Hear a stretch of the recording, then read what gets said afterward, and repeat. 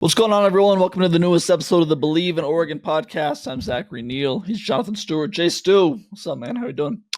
I'm good, dude. How are you?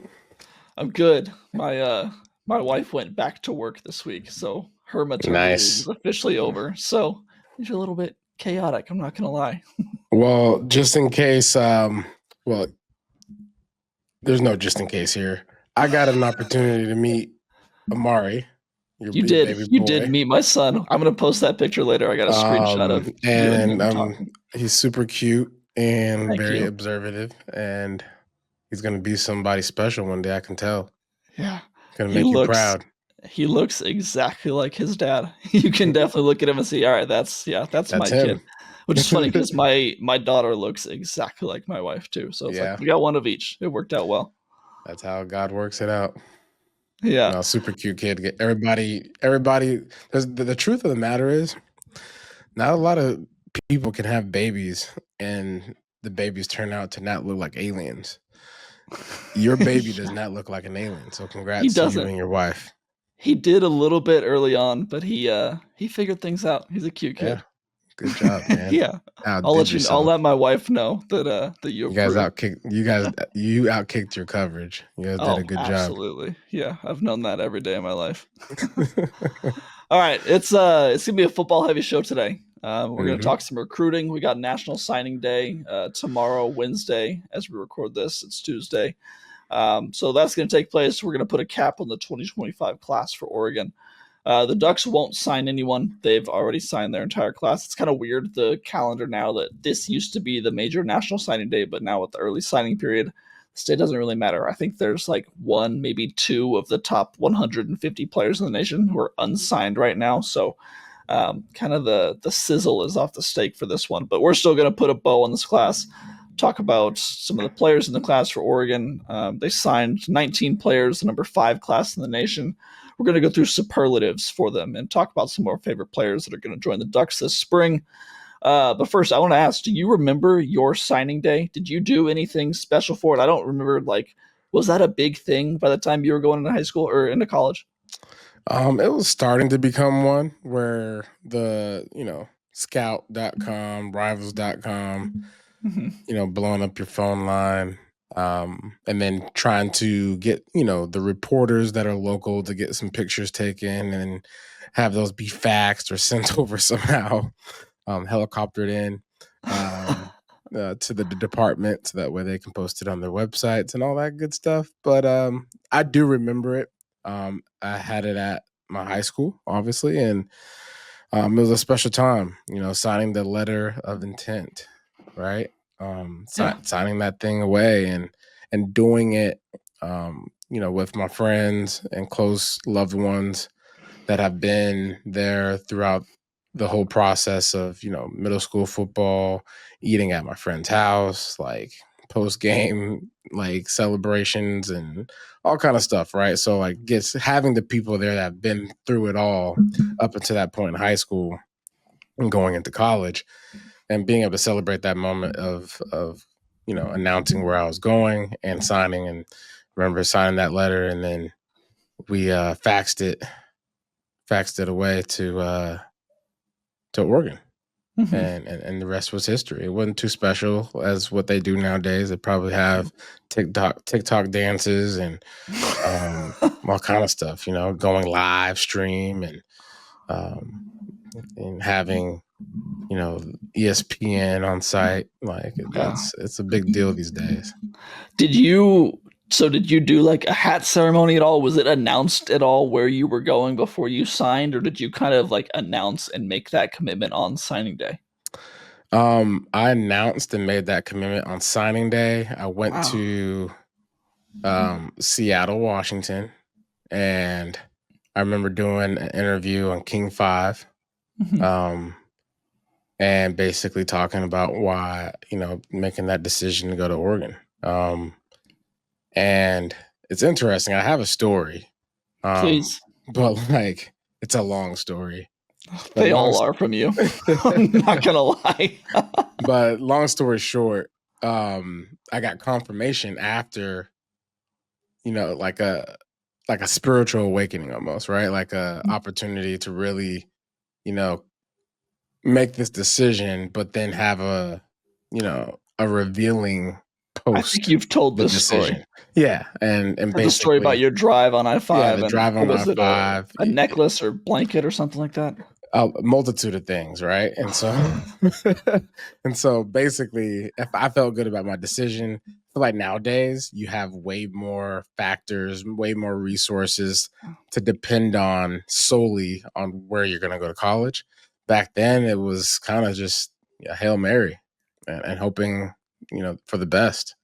Because there's Mhm. really not too much insight that you used to be able to gather from where you're going to school. These days, all you gotta do is type in Oregon on Instagram and see what it looks like, Lot right? out there, yeah. Oregon dorms, like you know, where they eat at in Oregon. You can figure out all of it, and make a decision based off of so much. So, but it was a fantastic choice. So for all the kids out there that are not going to Oregon, either you weren't good enough, or you may have missed your Made a bad calling. decision. But hey, the transfer portal's open up for you if you wanna come back. Oh yeah, we need to talk about them boys at Ohio State. Yeah, oh, yeah, A lot there's of quite a changes bit. going over there. Yeah, so we're gonna go more into the recruiting stuff, but I do want to talk about some other stuff. And since you mentioned Ohio State, we'll get into that right now. Chip Kelly, offensive coordinator, on the move, like we talked about a little bit last week. We knew this might be coming. He's going to the NFL, taking the Las Vegas Raiders offensive coordinator position, going with Pete Carroll from USC. That'll be USC and Seattle, I should say. I remember him as USC, but Yeah, I wasn't a fan of that Seattle team that beat the Broncos in the Super Bowl. Broncos But every year. yeah, what do you think of this? I think it's a great move for him, but curious what you think. Yeah, I think it's a fantastic opportunity. An opportunity to go into Las Vegas. Vegas right now is, I think they're at the top right now when it comes to salary cap. Mhm. So when you're talking salary cap, that means you have an opportunity to go get some guys. And when you have a refresh like the Las Vegas Raiders do, and you have guys like Tom Brady with their hand in the mix and ownership and all that jazz, you're basically creating a new culture, and hopefully, this pans out because you have an energized Pete Carroll, you have a brainiac and an offensive coordinator, and you got guys on that team, that are really good, you know, building blocks per se, Mhm. right? Um, So and then you add again what I was saying, the salary cap. You can go and throw some figures out there that could be enticing in the free agency. And next thing you know, you might have yourself a team that can compete in the AFC. And I think that's what Chip Kelly, really saw ahead of him. An opportunity to get back into the league and do it in a way where he can just go into a dark room and just be Mhm. brilliant. That's exactly what it is. It's another place where he can just be complete X's and O's, not have to worry about recruiting, not have to worry about roster building or team Yeah. management as a head coach. Just like do what he does best and draw up plays and scheme guys open, which he's I think one of the best people in the world at doing. So I'm a big Raiders hater as a Yeah. Broncos fan. I've got close friends who are Raiders fans and we always talk trash Go to each at other. it. And when They've they been when they they've been hired they've been him, blowing you up. yeah, I mean, because they're all Duck fans too. I mean, Yeah, they grew up in Eugene, so we all love Chip Kelly. And then when they got him, I was like, oh crap, damn it! yeah. Now I have to root against Chip Kelly, but I'm sure I'll be able to do it. I did it with Ohio State, so I'm sure I can do it with the Raiders. I think it's so cool to be able to have had a offensive coordinator, um, that has basically given me an opportunity to, be who I was at Oregon and get myself an opportunity to get drafted and have the career that I have had. But to look at Chip Kelly and see his longevity as a Mhm. coach. He's Um, still a like youngish guy too. yeah, yeah, He's not that old. He's he's got got a years bunch in in the front of tank. him. Yeah, he's not Pete Carroll, I can tell you that. Yeah, Um, but it's just super cool, super proud to know him, and wish him nothing but success. I think Vegas might have a chance next year. Sorry, Broncos. I don't think so. I wouldn't go that far. Look at that AFC West, man. The Chargers, The the Chiefs, the Chargers, the Broncos. Chiefs. Hey, we'll get to them They need Chiefs a later. quarterback before we can consider anything, and they don't have one of those right now. So they got a lot of money. That's all I know. Okay, I think they're like ranked. I think they're like top 3 in salary cap. I'm sure they probably are. Yeah, because they've got nobody on the roster. Max Crosby. This is something that came up last week. I saw in the news cycle. It's past news right now, but I wanted your take on it just because I was like, whoa, I can't believe he said that. Did you see what Cam Newton said on ESPN last week? Oh yeah, I absolutely did. When he was talking about that he would rather have his MVP trophy than a Super Bowl win. He said, I'm taking individual success because I did my job. What are your thoughts on that as someone who was on that Super Bowl team with him that lost to my Denver Broncos? I think everything these days can be taken out of context, or people are easily offended given certain situations or circumstances. But really what he's saying is there's only one MVP in a whole entire season. The person on the bottom totem pole, in easy words, right? Mm-hmm. That goes to a Super Bowl and wins one, they get a ring, right? Team-oriented game. Everybody gets a ring if you win. It's harder to become an MVP of a league. It's very hard, meaning the number one best player that had an impact, not just on your team, but on the entire league. Okay? And so when you break it down in a sense of, guys that have won Super Bowls. He mentioned, Rich Gannon, right? When you think about Super Bowls, you're not thinking about Rich Gannon. When you think about NFL quarterbacks, you're not thinking about Rich Gannon. He threw some people under the bus too. He said Trent Dilfer. He said some of these guys. I was like, oh, okay, we're going there. Yeah. So, but the impact that he's had on this game, it takes a lot of work, a lot of determination. I don't think anyone would ever question his work ethic and his commitment to this game of football. And I think that's where, I did my job resonates. It comes from a place of I was the most valuable player this year, which means automatically I'm etched in history, right? And when you play this game to be the best at what you do, sometimes it comes with a Super Bowl, sometimes it comes with the MVP. Not everybody can win a Super Bowl, but I know for one thing, not everybody can win an MVP. That's very true. Fewer people can win an MVP that can win a Super Bowl, for sure. Yeah, and the thing is too, if you actually look at history of the NFL, very seldom do MVPs win Super Bowls. Mm-hmm.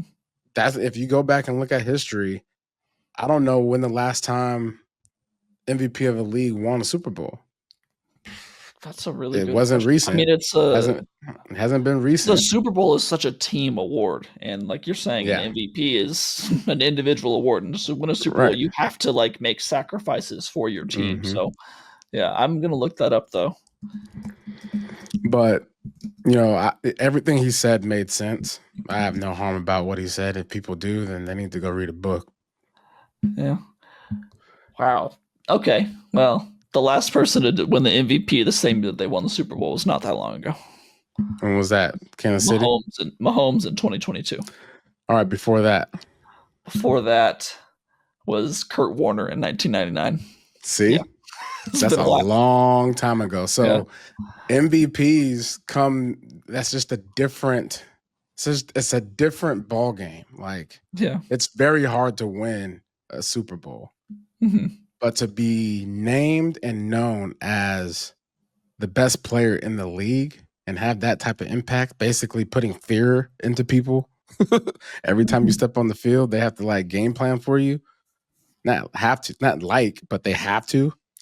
You are the game plan. That carries so much weight as you as an individual football player, and no one can ever take that away from Cam. Yeah. So Some people can say, "Oh, you were Super Bowl champ. Well, you had so and so on your team, or so and so made that play, or Mhm. you didn't do this, or you didn't do that." There's so many things that you can say individually, as a Super Bowl winner that has an attack again, that could Yeah. possibly have an attack on the other side. So, but I wish we would have won the Super Bowl. It hurts I'm me. happy you And didn't. the No, Broncos. I appreciate that perspective because, like, I mean, I was not at all trying to set you up to, like, say anything bad about one of your brothers, Cam Newton. But when I saw that story and I saw that quote, that's one of those things where it's like, wow, I can't believe he said that. And then I was like, You wow, know what it is? I You know happen what to it talk is, to though. someone who was a part of that team and I can ask them Yeah, his perspective. So I'm just curious what you had to say about it. That's but you great. want to know what it. You know what it is. Cam and a lot of players, or like past players, current players, what people aren't used to is people saying the thing that they sometimes think. He said what he thought. Yeah. And it's hard to argue And against it. like every now and then you think to yourself, "Oh yeah, we lost the game, but I dropped 20." Mhm. You know what I'm saying? That's a thought Yeah, that people have. Like, "Oh, we absolutely. lost, but I had 5 touchdowns." That's a thought that you've had. Yeah, That's I a did my job. realistic human like Mhm. thought. And obviously, you don't want to think that way when you're playing live in a game, like, "Oh, as long as I get mine." Like, that's not never the mentality. But hindsight, looking back, what are you After going to the do fact, about yeah. a loss? You got to think about the positives. And the positive is that, for the Super Bowl, I take my mind and say, "Oh, well, at least I scored in the Super Bowl, right? On a broken Mhm. foot."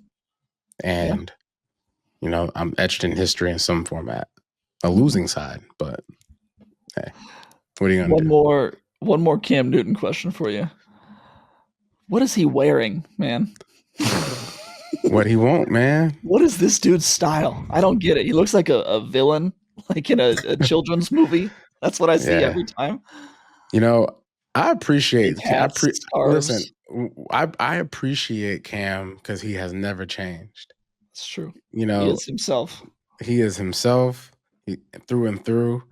And for the young people out there watching him like bloom, he's blossomed as a player. He's blossomed post career. The encouragement watching him, right? Here's Cam Newton putting himself out there and being vulnerable and sharing his stories, sharing his heart, and basically saying, "Hey, you can cast stones at me if you want, but this is a platform that I'm going to be able to touch lives." Mhm. And I think he's doing a fantastic job being able to connect and reach a generation that a lot of people can't. Yeah, I think that's fair. Yeah. All right, what else before we get to the meat of the show? 247 Sports transfer portal. The portal rankings were updated today. Guess Okay. who is the number one player in the nation? Makai Hughes, transfer Mhm. portal, Transfer portal. Yeah, you're in the right ballpark.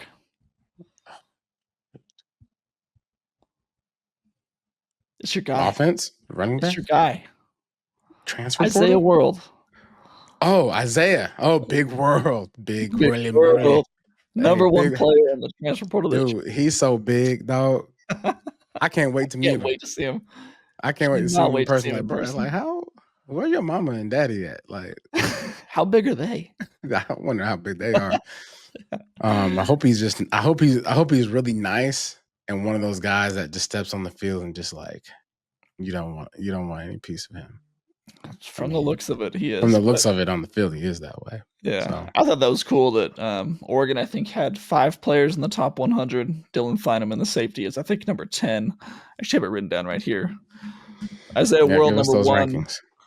Feineman number 10, Emmanuel Pregnon number 19, Bear Alexander 57, and then Malik Benson 97. I was really surprised that Mackay Hughes was not on there from Tulane. Like he should be Really? one of the top 100 transfer portal guys. Yeah, especially if he was at one He put up point stats. ranked. Yeah. Yeah, I was But wasn't surprised he by that. the Maybe, top he was the top running back in the yeah, portal, right? maybe I missed him. Honestly, I'm gonna go back real quick and make sure that I didn't just completely miss him because that now that I think about it, that makes no sense that he He was was not the in there. number one portal guy. He was the number one running back, wasn't he? Mekhi Hughes is not on this list. Yeah, I don't understand it. Transfer as a transfer, he's a 4-star. Yeah, He it was says number 8. number 131 overall. Yeah. So they dropped him a bit in the He rankings. was He the was number number 8 one running back. available. He was the number one Oh, number one available at the time. available. Okay. Yeah, Well, we'll yeah, still yeah, take him yeah. happily. Yeah, Justice Haynes of Alabama, From who went to Alabama. Yeah, Michigan, was number yeah, one. he's a good player. All right, let's get to the meat of this episode. Talk about some of these incoming freshmen. We are going to Okay. do superlatives for this. So, for those of you who don't know what a superlative is, it's basically like an adjective or a description of someone like most likely to be a star or the biggest steal of the class, things like that. Basically, we're going to use this to make some predictions and look deeper at this class. Sound good? Yeah, it's really good that I'm doing this with a dictionary. Yeah. Okay. Zach is a professional at this, ladies and gentlemen. He writes for a Oregon living, so Encyclopedia. he knows words that a lot of people don't know, and he's able to Yeah, explain no, them in a way that makes you feel like you are smarter by the moment. So you thank you, you are Zach. smart. Yeah, of course. So I laid out these 8 superlatives. Mhm. Let's go ahead and start with the first one. We'll have you start. Most likely to start on offense in 2025. Okay. Most likely. So the last time we spoke, we talked about a kid named Decorian Moore, This is right? the easy answer. And when we talked, I was very slow to basically say, okay, he's gonna come in and start and go, you know, like tread lightly, right? Start Mhm. slow, baby steps, whatever.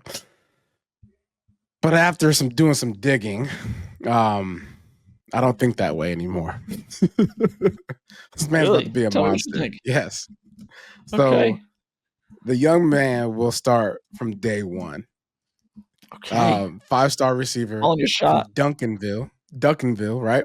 So Yep. Rashad Samples and his daddy Mhm. know him very well. Okay, Yep. so putting that into the mix, right?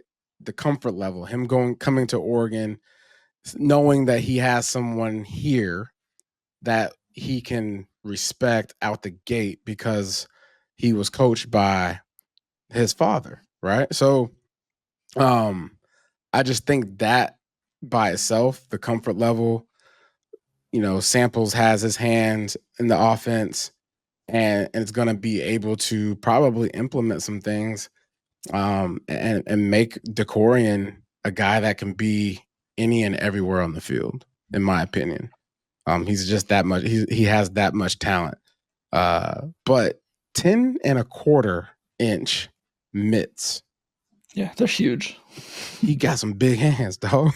That's He ain't so big. dropping. So no wonder why he jumped up there and caught that one hand catch on that little boy in What are that your game. hands? You remember? Like I think they're like 9, 8, 10, maybe they close to 10, but I've they never not. had mine measured, so I couldn't tell you, but they're not 10 and a quarter. I'll No, tell you they that ain't much. 10.25, man. He catching everything. He's snatching Yeah. everything out there. He's snatching souls. He's snatching cars, purses, cats, babies. Listen, he's just that type of guy. And so, Yeah. and he's been going against, like, there's something about the player that comes from Texas, right? High As level far as like Texas the football. high level speed, the talent, the coaching, the pressure, um, everything about him coming from Texas, his God given ability, the background that he's coming from, coaching wise, I just think he's going to be prepared. Yeah, I agree with you. He was the easy answer for this one. When I thought Mm-hmm. about superlatives and I thought about, oh, who's most likely to start, offense or defense, it's Decorian. I don't Yeah. know that I am as confident in as you are in saying that he will be a day one starter. I think he absolutely can be. I think that's a possibility. I want to see it a little bit first before I declare that, but he will absolutely be in the mix from what we've seen. This kid, I mean, we talked about him a lot last week too, so I'm not going to go too long on it, but he is a legit player at the high school level, and I cannot wait to see what he does at the college level because by all means, it appears that he is going to be one of, if not the best Oregon receiver we have seen in a long, long time. All right, Yeah. let's keep it going. Most likely to start on defense in 2025. I'm probably gonna butcher his name, but Okay. Yeah, Naeem offered you got or it. offered. I'm proud of you. Naeem offered. Wow, you shouldn't have said Oford. You're so close. Naeem offered. First of all, I love the fact that he said, "Oh, Ohio State, I'm gonna get out of here because there's a pretty good situation at Oregon. The whole secondary is leaving, so I'm gonna find myself in a situation where I'm going to have to start." Mhm. And um, did you know he has a half brother? I think I've heard about this. I think they there's a connection there. Makai Hughes. Yeah. So again, the comfort, right? Yeah. The in practice like accountability, the weight room accountability, the training sessions and of conditioning accountability there, where they're going to be competing against each other. Like as far like you know what I'm saying, like that dynamic, that's a very special one. Well, and it's Um, also very cool because Tyson Alger, another Oregon reporter, had a really cool story about Naeem Offord and his half brother Mackay Hughes and how they played high school football together. And apparently, Mackay is like totally like his brother's keeper. Like he oh is the older brother role, like always has him under his wing, making sure like he's kind of laid back and chill. Naeem's a little like I don't want to say wild card, but he's a rambunctious guy. He's that yeah, he's a five-star player. defensive back. Yeah, he's a little bit of a diva, maybe Yeah. not in a negative So connotation, but like I want my quarterback to be that. To have big bro He's got here big is bro gonna there. be He's beautiful great. because we're gonna have somebody that's gonna have that dog in them because we're gonna need some dogs on that secondary. Yeah. But top 10 national recruit. Um, he was committed to Ohio State and said, "Nah, I'm good." Mhm. Elite Good coverage choice. skills. I watched some film on him, and the anticipation to break on the ball and to know where the quarterback's at when you get a timer in your head, such as like 3 seconds, right? 3 seconds. Okay, the ball should be out. Where is the quarterback? Being able to Mhm. like locate where the quarterback is and to still stay attached to your guy, whether it's zone, whether it's man. He just has a good feel for uh, playing that position, playing in secondary, which is hard to it's hard to detect when you're watching film, but he has all the makings of a good DB. So I'm Yeah, excited to watch him. I completely agree. He was my pick for this one too. I feel like these first two were kind of chalky because yeah, we picked the top two rated players in the class. But you know what? I Yeah. think they have a chance to start next year. What I Hmm. like about Naeem is that he's a pretty good sized cornerback too. Oh yeah. 6'1", 185 listed at that on 247. That's not something that this Oregon defense has always had. I mean, Jabbar Muhammad, Nico Reed, Dante Manning, Julio Florence, they're Shorter. quote unquote undersized cornerbacks. You know, they're 5'11", 6 foot. Maybe Julio Florence is 6'1". I forget what he's at, but they're, no one's pushing 190, 200 pounds. Some of these guys that Oregon's bringing in are good sized players. So I think they could play early on. All right, like I said, those first two were a little bit chalky, but now we're gonna get to have a little bit more fun with these. So let's go with this next one. Most likely first round draft pick in 2029. Can you believe it? It's gonna be 2029 when these guys are eligible.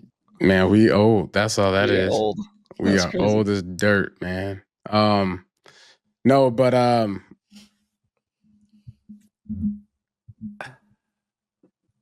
gonna have to go Decorian Moore. I knew you were. I wanted to, but I was like, switch it up. Switch it up a little bit. You can switch it up, but I will. Decorian Moore is going to be a first round draft pick. He stays healthy, and our offensive coordinator makes him a priority as he continues to get older and more affiliated with this Oregon offense. Um, he can be one of those guys, man. And I honestly think it only he can mess it up. Only he can mess it up. He's gonna catch everything. You can put him anywhere. His size, his stature, he's kind of like what, 180, 185? I mean, I that's think a player that can he's A little smaller, but He might be a little smaller, but if look he's it up. 170, he'll 5'11", definitely 182, okay. So he's probably 175. probably. But he seems to be able to have he just has the explosion, right? The Mhm. explosiveness. When you watch him on film, he's a guy that's out there playing high school football, but the only one that looks like a college football player. You Mhm. know what I'm saying? And so Yeah. if he's able to transfer that same feel at the college level and make these college kids look like college kids while he's looking like a professional athlete, then that's where we'll know for sure. Yeah. I look at guys like Tez Johnson. Tez was out there making defensive backs look like they were in high school. What you know what I'm saying? So that to me is the thing that has to jump out on film when I'm watching these guys, when I'm watching players, who jumps out. If no one's jumping out, I'm just gonna skip on to the next player. So Yeah. as if you jump out and you're looking like a guy that's not supposed to be playing high school football, then you got my attention and Yeah. accordingly like Well, that. let's What about you? we'll hope that there's more than one first round pick in 2029 from this class. Yeah. But I'm going with offensive tackle Zaire Addison.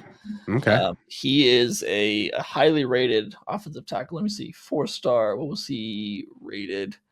Number 102 in the nation. Number 15 offensive tackle. This kid he's coming in. There's been stories that he's coming in with like promises that he will be able to compete for the starting job as a freshman. His goal is to be the starting left tackle as a true freshman. Will that Wow. happen? I don't know. Isaiah World might have something to say about that, but this kid has that kind of mentality, that dog mentality, where he's like, I'm good enough to do this. I'm going to work to do this. Yeah. I don't know that it'll happen, but I think that he is a guy that will be a starter at some point on this offensive line. He's got a really good build. I think let me look it up again. I believe he's like 6'5", 290. Yeah, 6'5", 290 pounds. You can add, 20 pounds of muscle onto that once you get into Oregon's program, start eating that Oregon food and getting that training table. But Wow. I just like Get what he some. brings. I've watched some of his tape. He's got some good fluid feet and a long reach to get on that left side too. Mm-hmm. All right, let's keep it going. Diamond in the rough on offense. Diamond in the rough. The diamond in the rough. Um, Offensive diamond in the rough. I have De'Aaron Hill Jr. Wow, I Gotta have the say same that. guy. Yep. Basically, because my man is an athlete, you can play everything and anything. So, and I think we have the right coaching staff to be able to find room for him, right? The Mhm. right room. When you have a kid that can play quarterback, receiver, running back, DB, safety, he's all over the place. I don't So, think they're A, putting De'Aaron at quarterback anytime no, soon. they're not putting out a quarterback, but just more so from the sense that he has football sense. Uh-huh. His IQ has to be through the roof. Um, and so offensively, I think putting a guy that like him at receiver or like Yeah. maybe a flash, Mhm. just a slot guy that can just Little H play, back. Yeah. a little running back here or there. Um, just a guy that really like glue, Yeah. like that one player that's like, oh, we'll just use him. He'll catch it. He'll run it. He'll know what to do. He'll know where to sit in the zone. Just throw it to him. That Yeah. type of guy. Back when he was here, former Oregon running back coach Carlos Lachlan talked to me about this guy, and he was like, "Oh, this is a guy, De'Aaron Hill." Yeah, We were talking, and when he offered him, and when he committed, it was like, "All right, this is a guy that they're really high on, and they think is really special." So, yeah. take Got a that for really what it's good. worth. When a coach tells you something about one of their guys, of course they're going to talk highly of him. So yeah, take it with a grain of salt. But his film backs it up, and the word is that he's a really special player. I like his jump cut ability. Like Hmm. right when you get the handoff and there's nowhere to go, you just Hmm. make something happen. Yeah. And you should be able to do it in high school if you like that. So Yeah. All right. Diamond in the rough on defense. Um, on defense, I have Nair Wyatt or Nier. Nasir. Huh? Nasir Wyatt. Nasir? Yeah, Nasir. Oh, must have had a typo. Nasir Wyatt from Mater D. No. Yes. Yeah, Nasir. Okay, that's what it was. Nasir. um, Continue. all right. So defensive sleeper, Nasir Wyatt. Just has a really good sense of getting off the ball. Edge rusher type, linebacker type. Um, seems like he understands that he's bigger and faster than everyone on the field, which is okay at the high school level, but want to be able to see him transition, um, to the college level. And it'll be interesting to see where they have him, right? Is he going to be an edge rusher? Is he going to be a linebacker? 6'2", not super lengthy by any means, but he has the speed. So I think he can be very versatile in however they want to, find certain matchups. Because I think when you have speed, coverage speaks very loud, and having a guy that can be able to drop back into coverage and cover space. So I think he can be a guy that will fill some gaps if there are any in the future. Yep, I agree. I like him a lot. Also, we are just going to need to pick it up a little bit because I realize my heart out is coming soon, but that's Okay. okay. My defensive diamond in the rough, Toby Hastrup, 4-star Mm. edge. Have you read about this guy at all? This guy's fascinating to me. So yeah, I have him for the other thing. Which one? For The the future the fan favorite? fan favorite. Yeah. Okay. We'll just that one's next, so we'll just kind of combine them right here. This guy, Yeah. if you don't know anything about Toby Hastrup, first of all, go like Google image search him or find him on social media somehow because this dude is so ripped and so Yeah. big and muscular. It's terrifying. But he's from London to start. So he's a Londoner. He's not American and he just learned how to play football like less than 2 years ago and is just like so physically gifted but still raw and like I said just learned to play football and has had these top schools in the nation like fighting over him in the recruiting battle. He came to Oregon. He's going to develop under Dan Lanning and Tosh Lupoi. There's a high ceiling for this kid to say the least. I don't expect him to play as a true freshman, maybe not even as a sophomore because he's still learning how to play the sport. But you look at him, you look at his size, you look at the intangibles Yeah. that he brings. This guy could be really special. I almost wanted to put him as my, future first round pick in 2029. I'm like, all right, let's see him play football a little bit before I do that. But man, I can't wait to see what he looks like 2 years from now, 3 years from now, because there's a chance that this guy's really special. Yeah. I mean, when you're 240 pounds, 6'4", and you can run a And is 10.7 second 100-meter dash. not an ounce of fat Yeah. anywhere on And he him. I did the mean, he shot is, put. yeah. So that means he's just explosive. He's I mean, an explosive. think of those pictures of Justin Flo, former linebacker Justin Flo, and like Yeah. how incredibly big and strong he was. It's like, oh, that guy's something. That's what Yeah. Toby is. I mean, that's you look at him and it's like, oh my god. And I he's just almost put got a a category like, who do you not want to get in a fight against? I Toby. would say Toby Astrup because he would. Actually, wait, did I? Yeah, Yeah, I you did had put that that. one. That was what I did. I put Toby That was your Hastrup there. guy? I'm skipping ahead. Yeah, I had Toby. I don't want to fight Yeah. him. I actually think he might be a diamond in the rough. That's what I put him for. I'm with you on that. You had fan favorite, which I I think had could fan be too. favorite, but maybe he'll be both. It's okay if he's both. Could be. There's a lot of fan favorites. The diamond in the rough, he might be that because, again, I watched his film and his first step off the edge is so fast. And if he's only been playing football for 2 years, just imagine how much faster he can be off the line. Yeah. Just technique and all that. So, Toby. All All right, you had him for your fan favorite. I'm gonna do. It's kind of an easy one, and assuming this guy plays and starts at Oregon down the road, which it's gonna be a long road to haul to get there. But Achilles Smith Jr. Okay. It's in the name. I mean, Achilles Smith Yeah. was a legendary Oregon quarterback. If Achilles Smith Jr. can make his way to be the starting quarterback at Oregon, yeah, he's going to be a big fan favorite in Eugene because there's just generations of Duck fans are going to fall in love with him. Yeah. I'm gonna go Matthew Johnson. Okay, for what? Just for the fact that he's 6'5" and 265 pounds. For what And category? Fan favorite? no, for the most What are you talking about? I don't want a guy that I don't want to Oh, you fight. don't want to fight? Yeah, Yeah. The guy that I do not want to fight out of all these guys is Matthew Johnson. His profile picture on Duck territory looks extremely like I gotta see this. scary. And I just don't like the way he's looking at me. I feel like he's going to jump through the screen.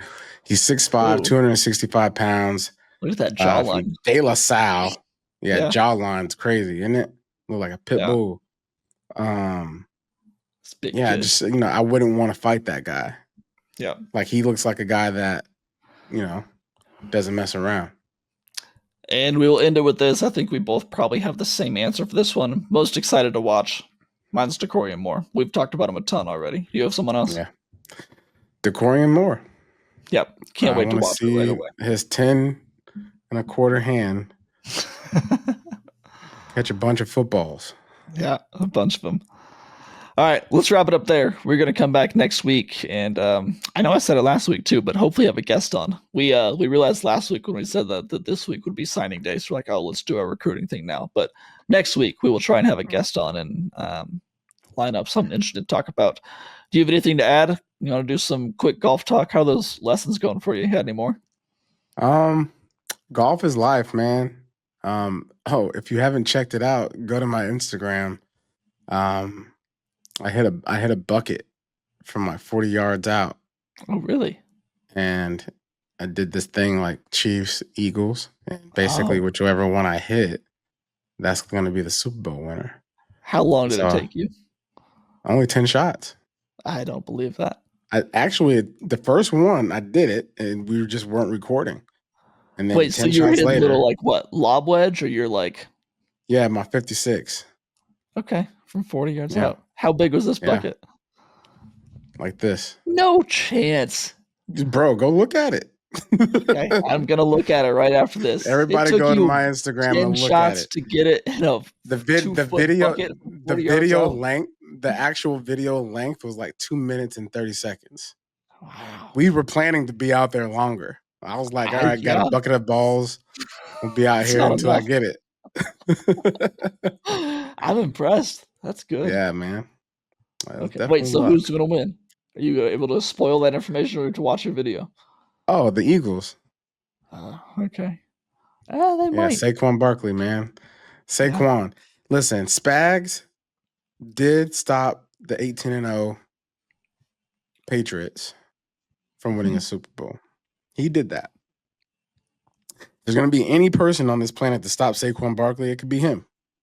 Probably. But I think he's more of a mastermind in sending pressure, right? So he makes more, of a, he causes more chaos when it comes to the passing game. Yeah. And if the Eagles are smart, they will not revert to anything but running the ball early and often. Because that's what's got them there, So just depend on that, and then eventually things will open up in the passing game and take what's there. Yeah, I want to say it's going to be the Eagles. I really, really want to, but I don't. But either way, though, Patrick Mahomes. If Patrick Mahomes wins, we get to witness history. That sucks. That's not the history I want to witness. No, listen, bro. Listen. All that foolishness aside, that man is a winner. That man, we are witnessing a guy. This team went to the Super Bowl 5 times in the last 6 years. Yeah, that's disgusting. If he wins 3 Super Bowls in a row, he the GOAT. I don't care what you got to say. I don't care about Probably Tom. is. Step aside, Tom. Tom is also a GOAT. But Yeah. if I had to label what a GOAT really is at the peak of their time, who are you picking? I'm picking I'd probably pick Patrick Mahomes. I Mahomes. would. Ain't no problem. You is. Yeah, You probably. gonna I just pick hate that? that he's in the AFC West. I hate it so much. We have to see Yeah, him he's twice a year, every year. It yeah. sucks. And he been beating up on Josh Allen and Lamar Jackson for the last several years, keeping them That's out, what keeping sucks the them out of the most. Super Bowl. After the way Oregon's season ended, I attached myself to the Bills. I was like, all right, this is pain. They know what pain is. I'm Yeah, rooting for the Bills. I want them to experience this. And they experienced pain like never before never in the before. AFC championship. So that Yeah. just really kind of sucks too. All So right, yeah, that's who I got. let's wrap it up there. You can check out more of my work at duckswire.usatoday.com. Follow me at Zachary C. Neel on Twitter. Follow Jay Stu on Twitter at Jonathan Stewart1, and make sure to check out the Believe in Panthers podcast and the Stu and Crew podcast. For myself, Zach Neel, for my co-host Jonathan Stewart, we'll talk to you guys next week. Until then, take it easy.